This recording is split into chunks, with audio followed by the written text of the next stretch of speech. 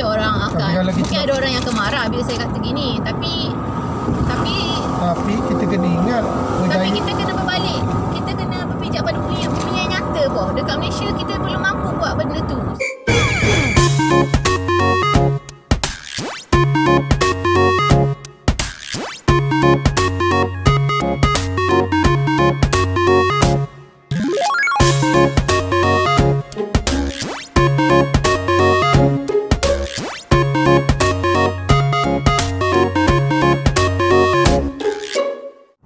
Okay, Assalamualaikum warahmatullahi wabarakatuh. Okay, Alhamdulillah hari ni weather memang comel gila. Memang hari ni weather comel. Sebab tu kita orang keluar. Sebab esok dijangka hujan. Sebab tu kita orang keluar hari ni. Kita nak sembang dia hari ni Saya nak tanya wife saya. Sebab pengalaman dia kerja dengan orang Mak Saleh lah, orang Irish kat sini, Buana. Nak tanya macam mana pengalaman kerja dengan orang putih ni, orang Mak Saleh ni ataupun orang Irish dekat sini. Pengalaman dari segi mana tu? Dari kerja. Dari segi kerja? Dari segi kerja, dari segi pengurusan. Okey lah. Diorang bukan jenis yang pressure tau. Dan kita tahulah sama ada boleh generalizekan benda ni kepada semua Irish ke tidak. Tapi kalau macam department saya tu, head of department, dia practice freedom of speech tau. Bukan tu je, kiranya macam banyak benda dia bergantung kepada kita punya willingness untuk buat sesuatu. Contohnya macam willingness tu maksudnya apa? Willingness ke PM? Maksudnya gini. Contohnya kalau macam head of department memerlukan seseorang untuk buat sesuatu kerja, instead of melantik, dia, maksud saya gini. Contohnya kalau head of department tu memerlukan seseorang untuk melakukan sesuatu tugas, jadi apa yang dibuat ialah dia akan openkan peluang tu kepada sesiapa sahaja yang ingin melakukan tugas tersebut. Maknanya dia arahkan lah. Ya, benar. So maknanya maknanya tak ada lah saya rasa yang keluar surat arahan mengatakan Misra awak kena buat tugas gini. Tak ada. Kebanyakannya kalau ada dia post open table lah kira macam. Ya, bukanlah open table tu macam berdiscussion, tapi dia open application. Okey. Maknanya siapa yang interested nak buat kerja apa-apa, diorang just perlu email head of department cakap saya willing nak buat. Maknanya saya ingin buat kerja ni. Saya nak pegang role ni, saya nak pegang role tu. So dari situ orang yang ambil tugas tu, diorang ambil tugas dalam keadaan diorang nak buat tak ada kerja tu. Jadi tak ada pernah timbul orang buat kerja kerana terpaksa. Sebab semua benda, semua tugas dekat dalam department tu diberi diberi peluang oleh ketua jabatan untuk memilih sama ada nak ambil kerja tu ke, nak ambil tugas tu ke ataupun tak nak. Gitu. Mana ketidakpaksaan lah kira. Yes. Tu yang best lah. Maknanya tak pressure. Anak punya makanan. Dia tak nak bagi. Saya dah nak ambil dah. Ambil sekali lagi, takut nak terlepas dah tu.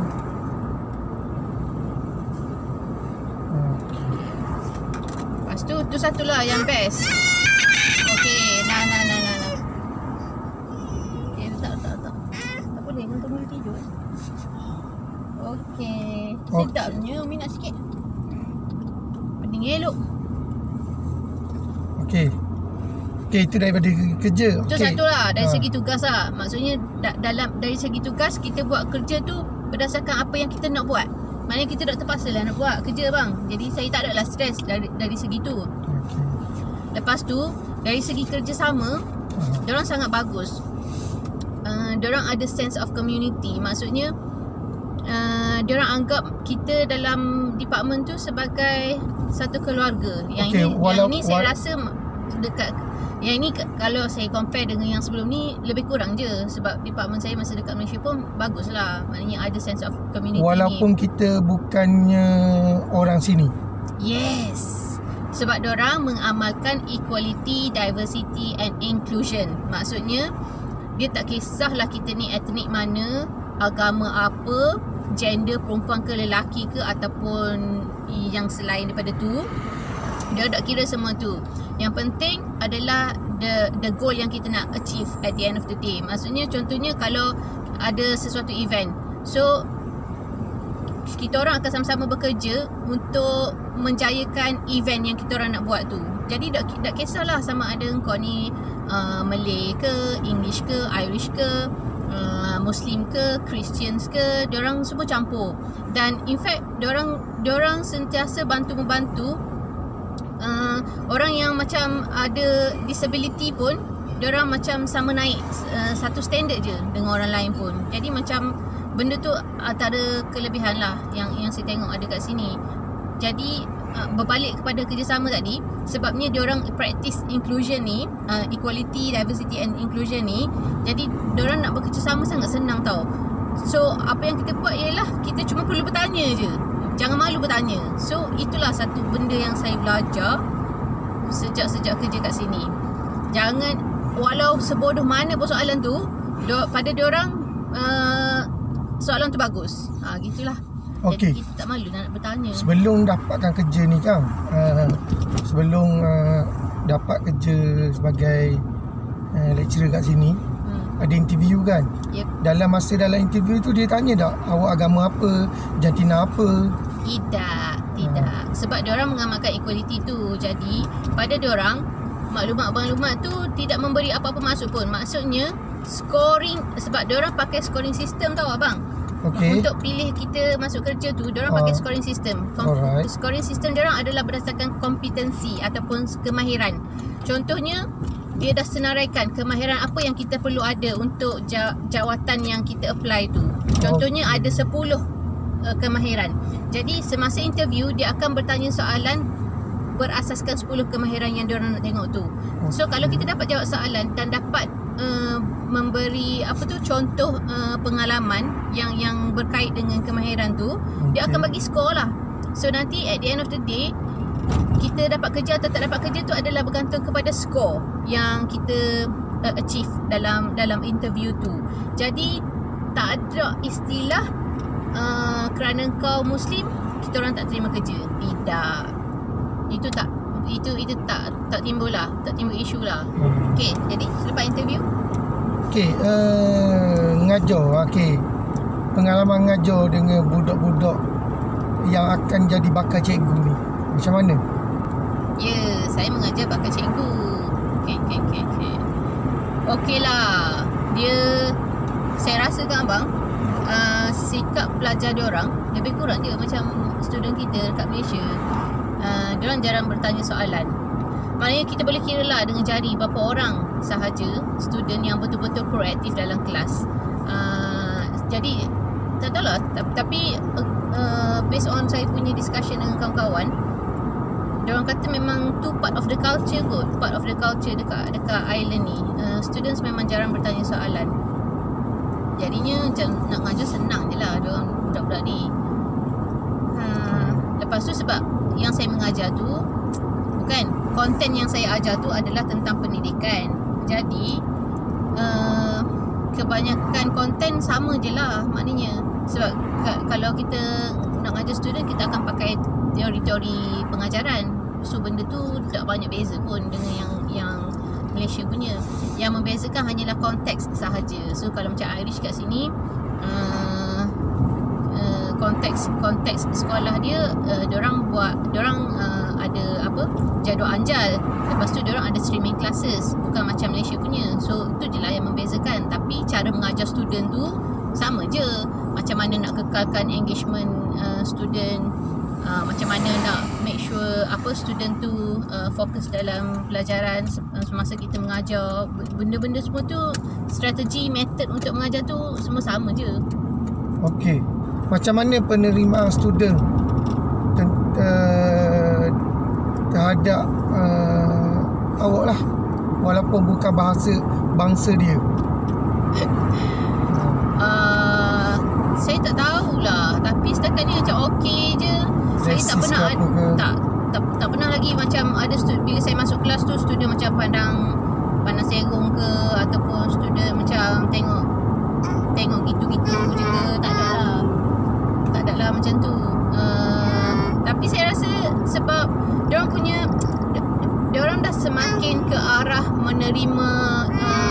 quality tu kot. Sebabnya student, even among student pun diorang macam tak kisah yang kita ni berhijab. Diorang boleh terima yang kita ni Muslim, diorang boleh terima yang kita ni Asian. Lepas tu diorang memang dak tengok lah dari segi apa kita punya background tu. Diorang betul-betul tengok kita punya skill tau, skill mengajar. Sebabnya saya ada a few students yang memang sebab kita dekat sini kita amalkan evaluation, student evaluation tau. Kiranya hujung semester student akan diberi student akan diberi soalan tanya tentang kita punya pengajaran. Benda ni dekat Malaysia pun praktik juga. So macam tak banyak beza lah. Jadi dekat sini diorang pun buat benda tu. Jadi setakat yang saya mengajar 3 semester dah ni, saya rasa student okey lah. Diorang boleh terima pengajaran saya. Dan saya punya skor dalam evaluation tu tinggi jugalah. Kira saya dapat, yang latest yang saya dapat ialah 4.8 out of 5.0. Kira tinggi lah, kan? Okay. Tinggi. Dia nak dapat perfect tu susah lah. Setakat ni saya rasa even Irish pun, yang mana yang dah mengajar lebih daripada 10 tahun, tak ada lagi lah yang skor 5 out of 5 tu. So saya punya conversation dengan head of department, dia macam okey lah. Dia kata 4.8 tu sebenarnya tinggi. So I'm happy. Okay, hujung. Lepas tu dalam evaluation form tu adalah student yang mana yang rajin mengomen tu kan.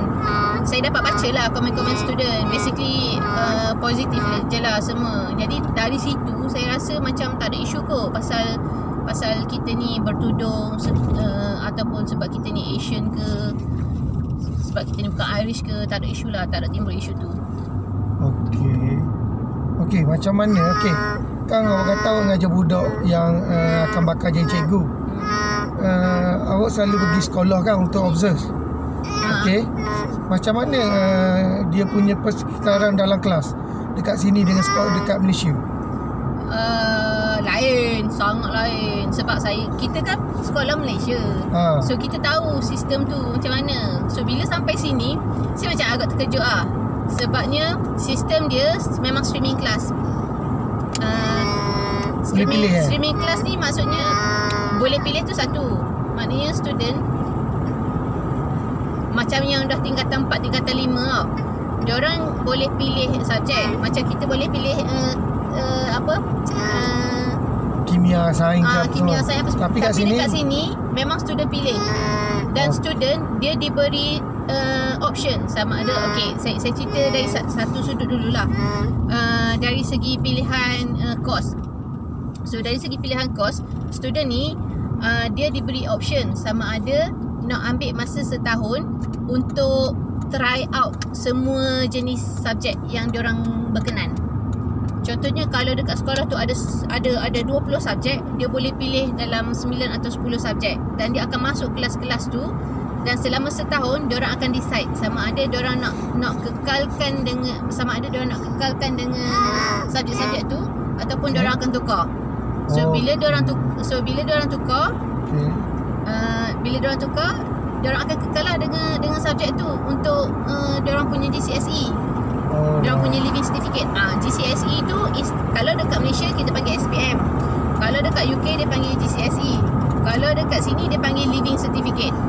So living certificate, yalah, living certificate.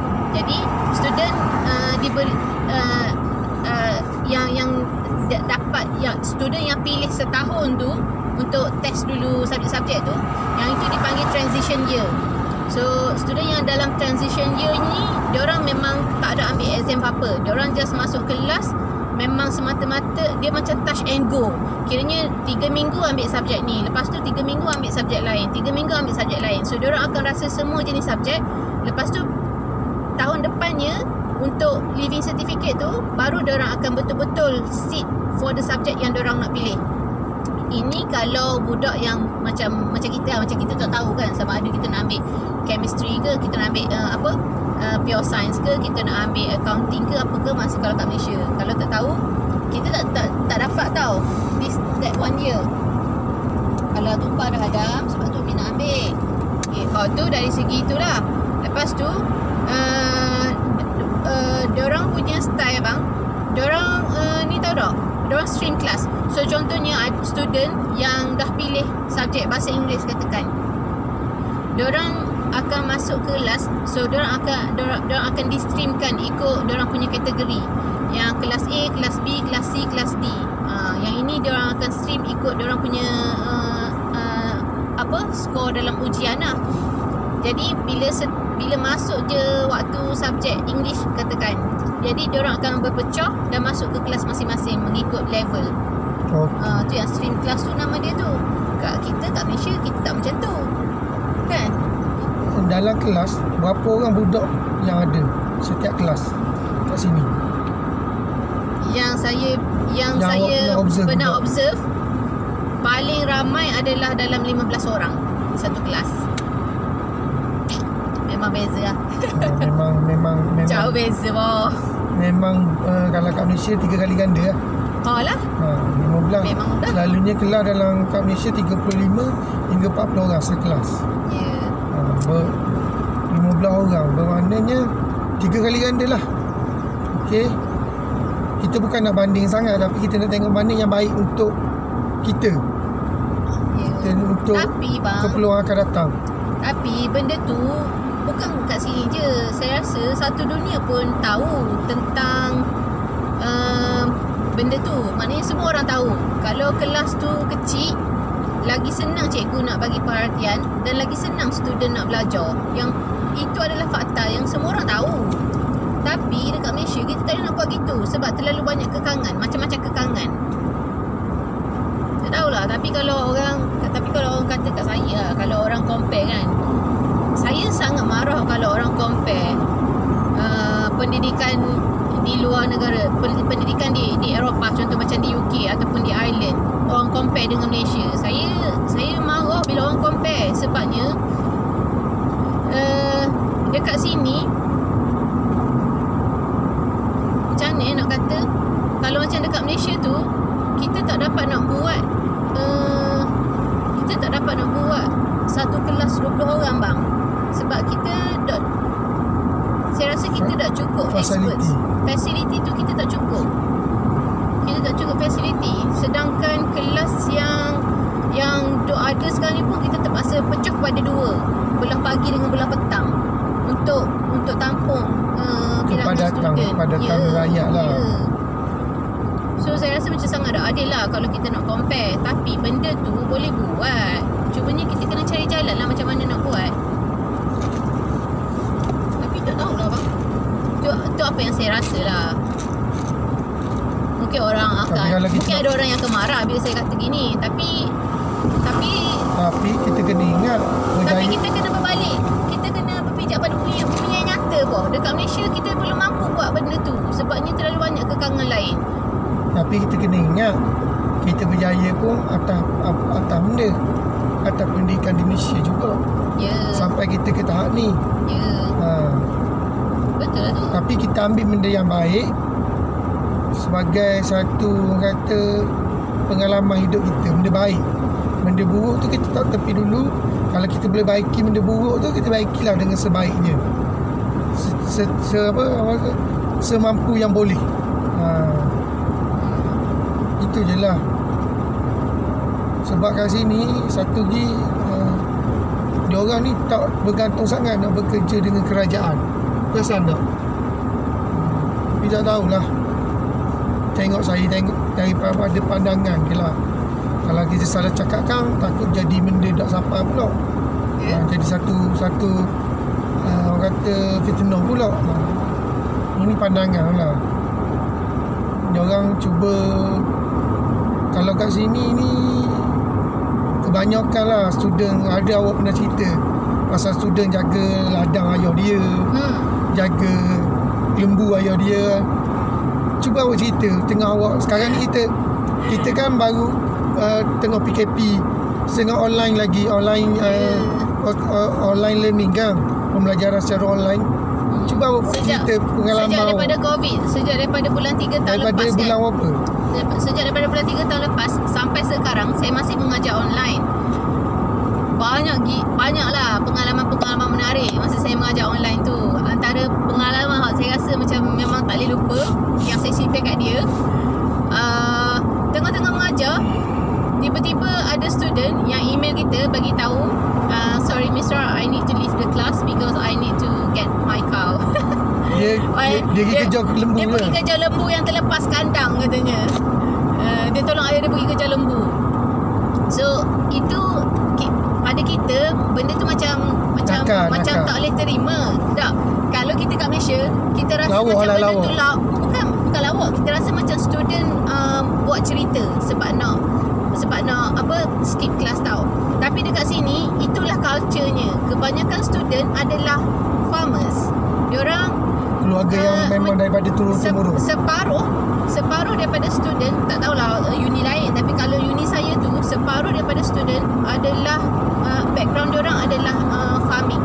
Kiranya diorang ni daripada keluarga yang memang totally farmers, dan diorang pula memang membantu family uruskan ladang dengan ni tenakang lah. Ya. Jadi bila dapat email macam tu, saya rasa macam kelakarnya, tapi okeylah. Boleh diterima lah alasan tu. Sebab dalam keadaan tu saya appreciate sebab student tu berlaku jujur.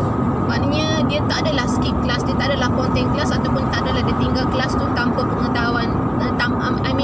Dia tak missing in action without any excuse tau. Kiranya dia email jugalah kita bagi tahu kenapa dia terpaksa tapi dia orang agak baik lah sebab tolong family kan, jaga lembu. Saya rasa diorang tak ada choice kot kok. Diorang terpaksa. Sebab tu je jalan untuk diorang survive. Tambah-tambah tu musim COVID ni kan, macam tak ada kerja lain. Okay, itu mungkin itu kata family punya pendapatan. Okay. Tapi memang kalau kat sini, kalau kita orang keluar, memang banyak sangat ladang lembu, kambing, biri-biri. Awak kita orang nampak lah. Lepas tu lagi yang menariknya, bila kebanyakan student yang pulau-pulau ladang-ladang, pulau-pulau yang ceruk-ceruk island ni, diorang masih mengamalkan bahasa Irish tau. Sebab bahasa Irish dekat island ni dah semakin pupus. Melainkan orang-orang yang memang duduk ceruk-ceruk, dia masih lagi lah bukan ceruk-ceruk, dekat hujung-hujung kampung. Dekat hujung-hujung kampung, pedalaman, diorang masih mengamalkan bahasa Irish, bonda dia lah, bahasa ibunda dia. Dan orang-orang ni juga dia masih menggunakan nama yang betul-betul Irish lah. Kira-kira kalau macam kita kat Malaysia tu, nama zaman-zaman lama berapa? Fatimah, Awang, Semek. Kalau kat sini tu, kalau kat sini diorang masih menggunakan nama-nama tu lah. Jadi nama-nama diorang ni menggunakan ejaan Irish lah kan. Ejaan Irish, gunakan ABC macam biasa juga. Macam sebutan dia lain. Tapi sebutan dia lain. Jadi saya selalulah ada masalah untuk sebut nama diorang. Adam, jangan main macam tu. Contoh nama, contohnya ejaan dia A-O-I-F-E.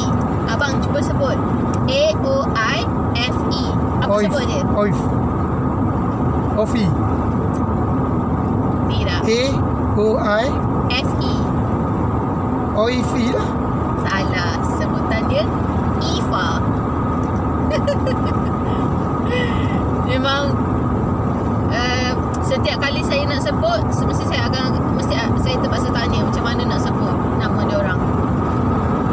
So alhamdulillah lah, dah nak masuk 2 tahun ni, saya rasa kebanyakan nama-nama Irish tu boleh lah saya sebut. Kerti dah lah sikit-sikit. Kalau saya memang fair lah kalau bak sebut nama budak ni. Bukannya sini, kat Malaysia pun sama. Orang kat bawah. Memang dah ingat nama budak. Tak boleh lah gitu. Kita kalau student sebut nama kita salah, kita garang sangat, kita marah sangat. Dah terlalu ramai student. Tak boleh lah saya macam tu. Saya ni tak ngapa pun nama budak. Tak boleh lah macam tu, cikgu. Tapi adalah nama Fatimah ke, panggil je lah. Awak salah sebut baru kau bukannya ke saya ni. Ya betul. Taktik. Tapi duduk sini nak ngajar apa? Saya ngajar yang muda di belakang saja. Ada risk. Okey, setakat ni dulu. Apa yang baik datang daripada Allah, dan apa yang buruk itu kelemahan daripada diri kita sekeluarga kat sini. Okey, assalamualaikum. Bye bye.